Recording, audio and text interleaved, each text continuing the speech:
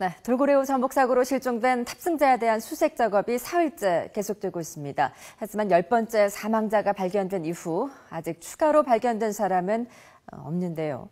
해경이 오늘 브리핑에서 돌고래호 실종 사실이 늦게 파악된 이유, 거짓 전화 통화 때문이라고 밝혔습니다. 어떤 내용인지 취재기자 연결해 알아보겠습니다. 김종호 기자. 네, 제주해양경비 안전서에 나와 있습니다. 네, 이번 사고에 대한 늑장 대응이 거짓 통화 때문이다. 이게 무슨 얘기입니까? 네, 이평현 제주해양경비 안전본부장은 사고 당시 보고가 23분 늦어진 이유에 대해 이에 대한 해명을 중심으로 조금 전 설명을 이어갔는데요. 사고를 처음 접수한 추자도 안전센터에서 제주해경 상황센터에 23분 늦게 상황이 보고된 부분에 대한 해명입니다. 우선 해경은 돌고래호와 돌고래 1호가 각각 다른 장소에서 시차를 두고 해남으로 출발했고 돌고래 1호 선장이 기상 악화로 추자도로 돌아와 안전센터를 찾은 시각은 오후 8시 10분이라고 밝혔습니다. 하지만 이때 돌고래 1호 선장은 돌고래호와 전화가 안 된다고 말했지만 이게 별도의 신고나 수배 요청은 아니었다고 해경은 선을 그었습니다. 하지만 15분 후인 오후 8시 25분에 돌고래 1호 선장이 재차 안전센터를 방문해 어선 위치 발신 장치인 V패스 확인 요청을 해요. 확인 결과 오후 7시 39분에 항적이 최종 소멸했음을 파악했습니다.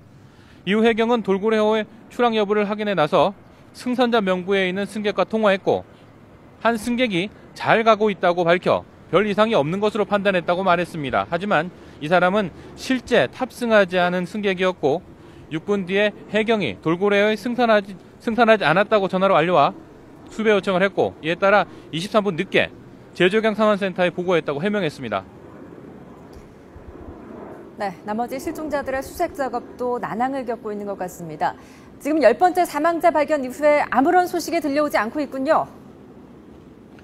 네, 그렇습니다. 어제 낮 12시 47분쯤이 10번째 사망자 발견 시각인데요.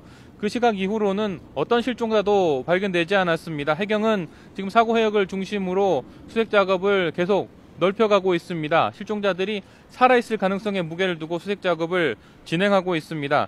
사고 해역은 풍랑주의보가 발효되지는 않았지만 비교적 파도가 높아 수색 작업에 어려움을 겪고 있습니다. 해경은 현재 찾아야 하는 실종자가 8명으로 추정하고 있습니다. 관계당국은 어제에 이어 오늘도 현장에 선박 70여 척을 투입해 주변을 샅샅이 살피고 있습니다.